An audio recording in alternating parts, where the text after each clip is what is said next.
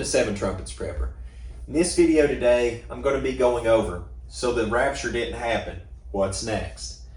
And I want to present in this video to you a mindset. Is because there's 2 types of people in the last days that, as far as believers go, for the most part. And that is people that believe in a pre-tribulation rapture doctrine, and those that don't, that expect to see all the events play out before us and see the great and last day and the return of the Most High God, His kingdom and His Son.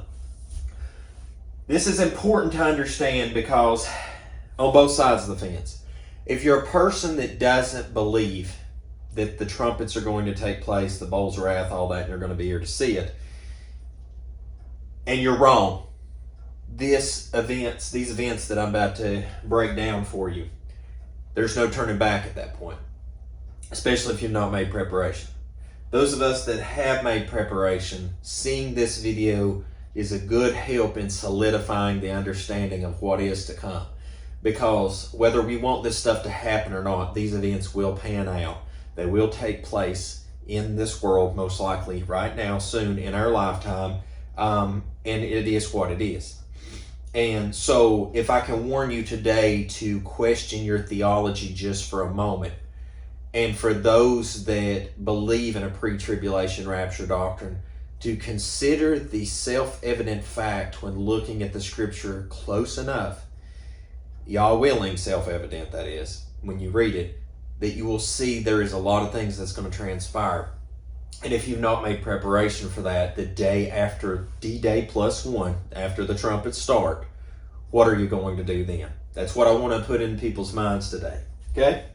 So with that said, the first thing is this is the visualization most of the prosperity gospel preaching churches teach out there today.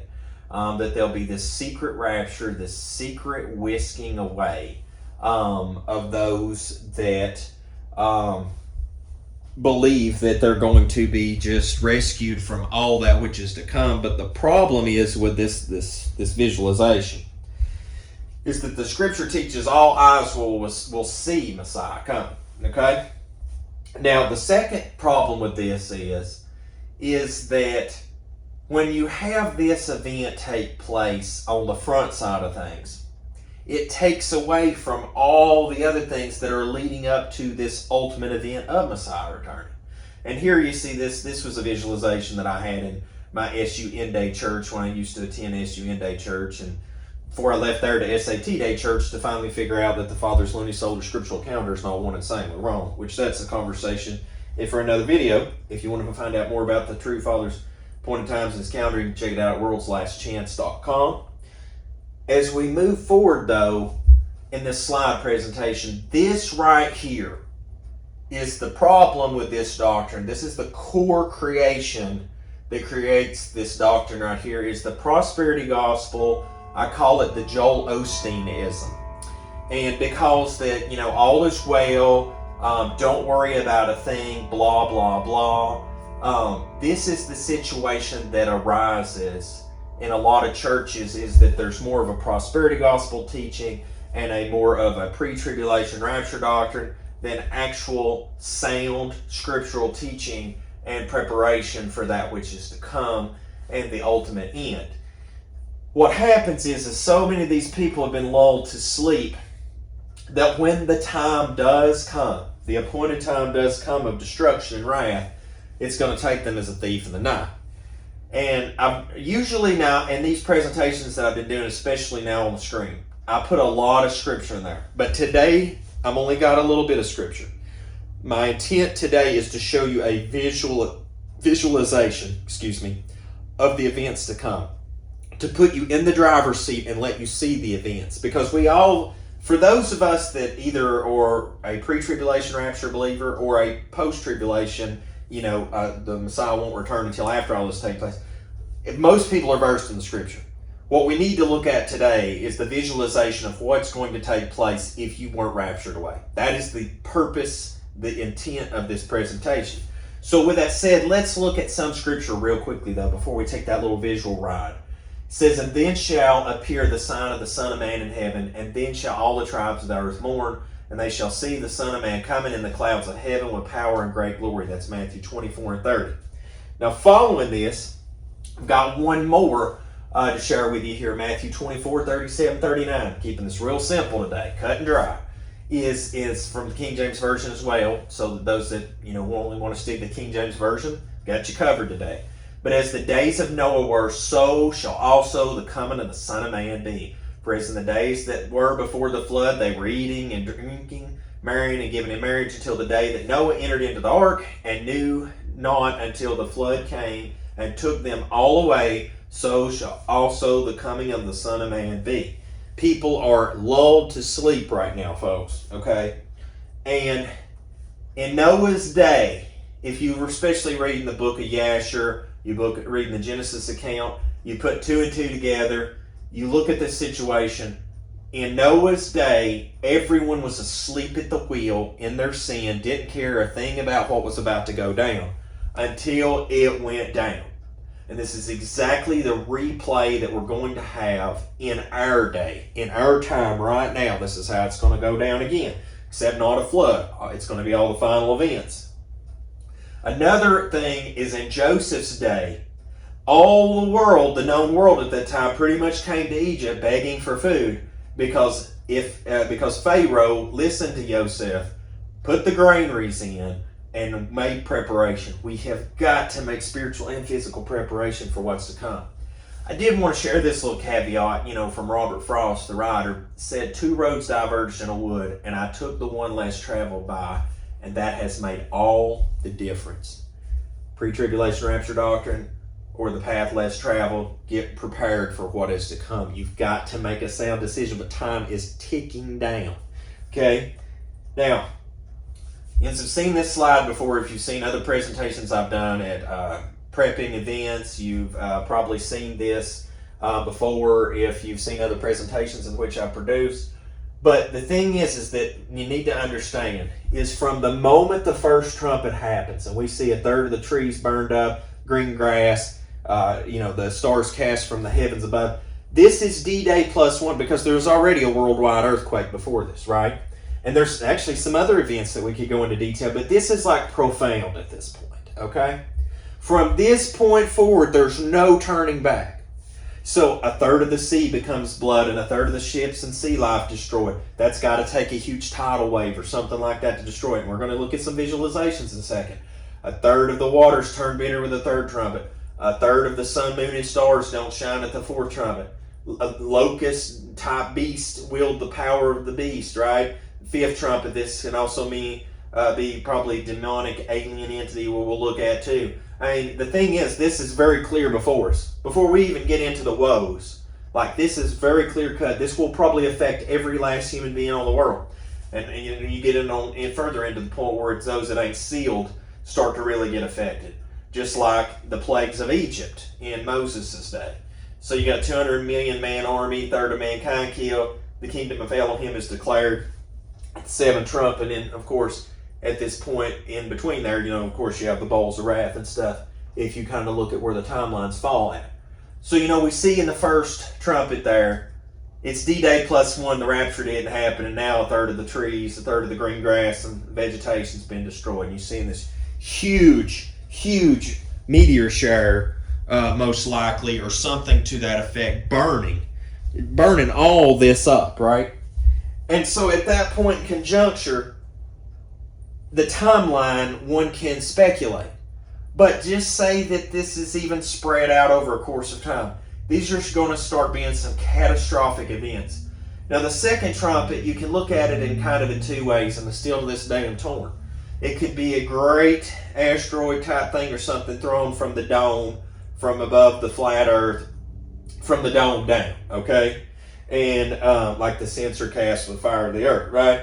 It could be in this situation, kind of like the movie Greenland. And that could cause that mega flood coming in that destroys 1/3 of the ships, and by the seashore and all that, this huge mega tsunami coming in. However, it could be a mountain cast in the sea, like a huge volcanic eruption in the ocean, most likely the Atlantic, causing a huge earthquake effect, where you see a huge mega tsunami massive times past what would have been like in Indonesia years ago or something like that. These are some clear opportunities of that to play out. But nevertheless, that trumpet's to come to pass. Then we're going to see the stars in the heavens above, the lights in the heavens above literally be darkened. That's going to be some eerie stuff right there. This is all going to take place for those that don't believe, or that believe that the rapture is going to whisk them away, and here they are. Well, now you're seeing these events pan out before you. Men's hearts will fail them because of the sights of these things to come, just like Scripture talks about. We're going to see the waters turn to blood. When all these events take place, and please note, if you notice, I didn't even get into the woes yet. I'm going to kind of touch on that in the bowls of wrath later in a minute. I'm just into the first 4 trumpets. There's going to be some situations potentially take place that are explosive. If you're a false pastor and you taught the pre-tribulation rapture doctrine, please know that all your constituents and all those people you pastored, not only that, but you taught the false calendar too, and you taught other lies too, and false worship and all that too. Oh boy. These people are not sealed and protected. There's going to be an angry mob that's going to be coming to your door for vengeance, and you took their money and drove your Rolls Royce around and lived a good life. Well, Judgment Day's arrived a little early for you. Now, this is a potential that can happen. Another potential that can happen during this time is a lot of people will go about business as usual. Some people, their Elohim is the dollar bill. They will do anything they can to keep the normal life going because they're completely content to be born in this lifestyle, live this lifestyle, and die in this lifestyle. Wickedness is abounding in our world today. So there'll be many that will try to keep normalcy. Others will go further into delusion and, of course, follow the man of sin. If you want to watch a presentation I made about the 8 kings of Revelation, you can watch that because I show an expose at a very clear potential to show you how close we are to the threshold just with the 8 kings of Revelation. But many will go further into delusion, following falsehood, and people will cleave, of course, to the man of sin during this time. He will probably gain a very high place of prominence in mankind. Many will do such as I have, like years ago. 2009 for myself in the winter, I walked out the door of Babylon not to return.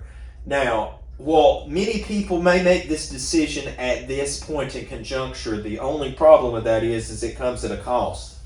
If you want this and you've not made preparation ahead of time, you may not be out of the cities. You may not be out away from the danger. You may not even be able to achieve this because you waited too long. And the next cost for that later will be a guillotine, okay? And we'll talk about that further down the line. But this right here, advanced in artificial intelligence, we're approaching an interesting intersection in time too, where that in 2025, by that timetable, they're saying that artificial intelligence should be fully autonomous by that time frame. This is scary times because now we're not just dealing with wickedness, we're not just dealing with end times, but we're dealing with things that is not even a soul. The life is in the blood. This is a abomination, right? And these, we're looking at stuff like right out of the movies from Terminator and stuff like that. And they already have weaponized robots out there, folks, that I've seen where that the guy was actually shooting the pistol and the robot was waiting. And as soon as the man moved out of the way, it shot. And these things are getting extremely, extremely intelligent. And when AI fully becomes its own understanding, I guess I would say, this abomination is something that is a wild card that will have to be dealt with at that time too. And they may send those robots to collect you up and haul you off. Heaven only knows. We're at a point where we're possibly not even dealing with people anymore. As far as some of the things that we're going to have to deal with, because I've always said the people factor. You have to deal with the people factor. Now they may have robots that just come collect you from your doorstep and haul you off to the FEMA camp, or to be guillotined for the witness of the truth because you won't worship under the man of sin. You won't abominate your blood with a vaccine or etc. This is the things that are to have to deal with. And please keep in mind, anybody that watched my recent presentation on the channel about the ultimate end game of the VAX, well, they pulled that content because it was inappropriate content, because I said that, pretty much that the whole intent of that being done is to destroy your being, is to do damage to who you are as a human being, and that ultimately these people, out here nowadays, they all know what's going on, folks. Nobody's really ignorant to this anymore. And so this right here is the fate that may be awaiting many of us for the witness of the truth during that time. Now, we have to understand that at this point in time, those that are the elite, the Rockefellers, the J.P. Morgans, the Rothschilds, all these people with money, all these people with status and power, elected officials, etc., they know what's coming. Many of them are not ignorant as to what's coming. And so with that understanding, we have to also know that they're going to do everything they can to seize further power, because no crisis never goes unused, right? Look at 9/11, look at Rona, look at all the other things which will probably come and how much more they'll try to seize power. This is a time frame when the New World Order will finally be openly visible. There will be no more questioning this at this time, most likely. You'll see this as clear as day. And all the power players for it. Many people's fate will, this will look a lot like Nazi Germany in many places in the world at that point in time. Many of us, this will probably be our fate behind those fences, because that we stood up for the truth, we wouldn't worship the beast, we waited on the new kingdom to come, we honored him and tried to keep his appointed times and do his commandments. Now, you have to understand that during this time frame, even though this channel 7 Trumpets Prepper, I've always been focused upon preparing for the 7 Trumpets of Revelation. Something that's very important to understand is that also the bowls of wrath that are poured out up on those who have received the mark. If you look at the first bowl, you have the swords afflict those who accepted the mark of the beast. And we also have to understand that worship is involved with the mark. That's very important to understand. That's something people don't focus in enough on too. The sea turns to blood, all sea creatures die.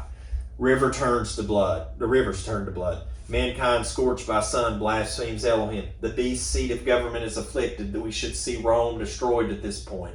The Euphrates is dried up. The world armies gather to Armageddon. The earth is utterly shaken. A great and violent earthquake at the end. As we move forward and we look at the situation at hand, the Euphrates today is drying up. Okay? If you look right here, China is a very visible world power today. They are having a border dispute now. I believe it was in India recently. They have all sorts of issues going on with so many people around the world. And not only this, but you could add North Korea into the mix with this later, and Russia. There's many players at work, power players here at work. So all these people, especially these nations and stuff, there's enough people here to make up the amount of multitude needed for that army. I apologize for the clock in the back, ladies and gentlemen, watching this presentation. Now, something important to understand is that with the time frame that's going to take place in the future, and all the truths coming out about that, the so-called aliens being hidden from us, from government entities and etc. When this time frame comes to play, we're probably going to see some kind of false return of Messiah, of course, a demonic alien invasion type thing. And many people's just going to absolutely, I think at this point, many people's hearts will fail them for fear of the sight of things coming up on the earth at this point in time. This will probably be the one that gets most people. All right. Aleister Crowley was an extreme sadist, all right? And one of the things about him, a worshiping Satan, is he's seen this entity long. And if you compare the facial, structural, as I've expressed this before and other things, if you look at this, how many people describe the demons and grays, people say that they've had an interaction with aliens. They've done a study. Anybody that cried out to Messiah during an alien interaction was released from that. So we can make out that these are demons at this point, and this is probably some synthetic body for them to dwell in. Look how dark the black the eyes is. Look at this structural feature here. Look how similar these bodies are. And this is a person that worships Satan. So there you go. You follow all the little breadcrumbs lead back to an answer, right? Well, during that time, we're probably going to see a lot of that go on. Now, a confusion that's going on right now, and here's some more scripture to go with it too, is that if you look right now, I remember back when the barcode thing was a big thing, people were carrying on about the mark of the beast. Actually, people's even carrying on about cryptocurrency with the mark of the beast. There's a lot of things, and these are tools to enforce this, okay? But you got to understand here that it's about worship. It says, causeth the earth and them which dwell therein to worship the first beast. Revelation 13:12. The image of the beast should both speak and cause that as many would not worship the image of the beast should be killed. That's Revelation 13:15. If any man worship the beast in his image, receive his mark in his forehead or in his hand. Revelation 14:9. Now, an interesting thing to point out here is a couple things. Is those of us that see the first beast of Revelation, especially former Seventh-day Adventist members, see Rome as the first beast and America as the second beast of Revelation. America formed an image to the beast long ago by forcing the world to do all business upon Rome's calendar, which also guides the worship. People get confused too and think that as long as they keep SAT day, they're fine because SUN day, is Rome's. But the whole calendar is Rome's. You've got to step out of that calendar and follow the Father's Luni-Solar scriptural calendar, just like we ought to obey Elohim rather than men, Acts 5:29.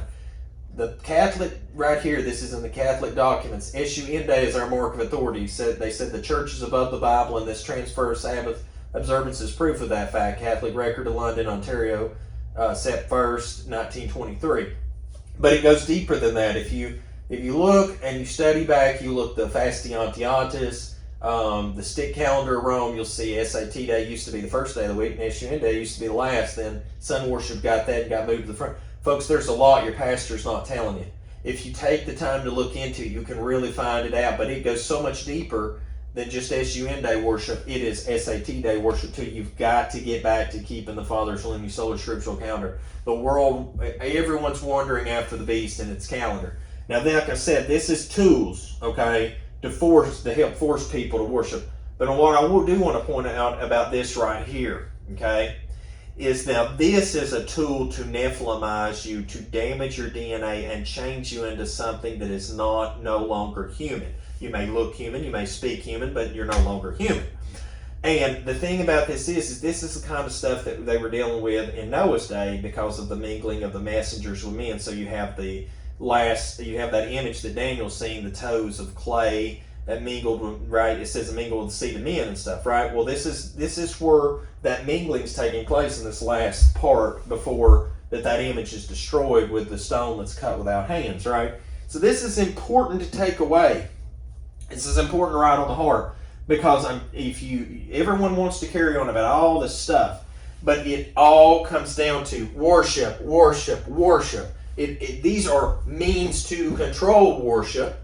Also the scanning the hand, cryptocurrency, all that. And keep in mind, those that receive the mark of the beast can receive it in the hand or in the forehead, so I don't want to downplay this. But those that worship Yah, they're sealed in the forehead because that they're going to honor His commands in Torah. So we have to understand, at least in the forehead part, that we have to conclude that definitely has to do with worship. This right here, if you follow in around the lines of this, you are dangerously treading toward taking that mark in the hand. I think all this is dangerous, okay? And I will also say that, fiat currency can be manipulated as well, and most likely later down the road, cryptocurrency could be manipulated also. The one thing I would say toward cryptocurrency versus the nations making their own cryptocurrency is a lot of that stuff's private, and that's why they're so against it, because that's just person-to-person transfer, whereas governments introducing their own cryptocurrency have control over it just like their fiat. So there's a lot of means to have control over people, but I want to draw a line here. This is changing you as a person, okay? So we have I think people's getting confused at this point in time. There's three things going on. There's worship, there's marks in the hand, so that could be that bioluminescent, taking a mixture of this here, the vax, and then you also have Nephilimizing. So we have to really spread that out, because I think people are getting they're just rolling all this into one thing, and we have to understand there's Nephilims, okay, because that kind of stuff had to be in Noah's day, so shall be become the Son of Man. Then we have worship as part of the mark, and then we also have people taking it in their hand. And I also want to point out one last thing about that is hand can also be a symbol of works in Scripture. So by their works, they decided to just blatantly disobey the commands of Yah, some worshiped intentionally violating disobeying the commands of Yah. Ladies and gentlemen, you've got to get on the same page when it comes to the mark. It includes worship. So if you're worshiping on SAT day or SUN day, you might want to do a reality check and check out the Father's Luni-Solar scriptural calendar, especially when the trumpet's starting and you see you ain't got protection. Might be a real reality check then too. And you can find out more about this at theworldslastchance.com. I want to also throw this caveat out, is that if you read about the Battle of Jericho in the book of Yasher, 88th chapter, you also look, it started on New Moon Day, which is a worship day all itself, and we'll be doing a presentation soon about the key to the Creator's calendar, the New Moon Day, restoring it. That'll be another presentation to be put up. But if you notice, then the battle went on for the following 6 days. The next day was a Sabbath. That's the only way they battled for 7 days and didn't profane the Father's Luni-Solar scriptural calendar. You cannot achieve that on a Roman calendar today. Your pastor also will try to hide this from you and not tell you this truth as well. Be warned. Now, after all these events have taken place, all these deceptions, delusion, people, violence, a demonic alien invasion, mark of the beast, all this insanity that you're going to have to see and deal with during this time frame, the last and great thing we'll see is a great and awesome earthquake that will level all the nations of the world. All the cities of the world will fall, most likely, at this point in time, based on what Scripture says. When that transpires, following that, you should expect to see the new kingdom coming down. Now, I put a pyramid up here because the more and more I study this, there's only 2 options that can take place. It can be a cube equal on all dimensional aspects, or a pyramid equal on those dimensional aspects. I really believe it is a pyramid because it also talks about, I believe it is a monument. Father, forgive me. Can't remember. It's a memorial will be left for me in the land of Egypt. It's a monument, memorial, something I believe is to the effect. I think it's in the book of Isaiah. If you look in Egypt, you always find pyramids. And around the world we find pyramids. And I believe there's a lot more to it, and I think there's even more power to it, being that Satan tries to use this and then the eye lifted up as an all-seeing eye. You know, Satan always tries to copy what Yah is, so it gives more credence to me that the new kingdom, when it comes down, will be a pyramid. And just that, for what it's worth, throwing that in there as well. But, you know, when we see that, it's game over. Now, I want to point out to everyone that this video is not my intention to insult anyone for their religious beliefs. My intent of this video, in closing, is to warn you that if you've not made preparation for that which is to come, and D-Day +1 happens, you have all this to face. Now, even though those of us that believe that all this is coming and making preparation, we still have to face it. But the difference between someone who is prepared for that which is to come to the best of their ability and those that haven't is when this all hits, it may hit insanely rapidly. And if it does, I do not see how anyone in sound mind could get the preparations done in the time needed to survive, let alone barely make it through when this all takes place. So if you've not prepared for it, I really encourage you to make preparations today. I hope this video was a barakah to you. I hope that it inspired thought, as that this channel exists to educate and inform and prepare others for what is to come. And as always, till we see you again here at 7 Trumpets Prepper Channel, hope the Most High Yah Baruch you and keep you, make His face shine upon you, show you favor, and give you shalom, my friends. And Yahushua Amen.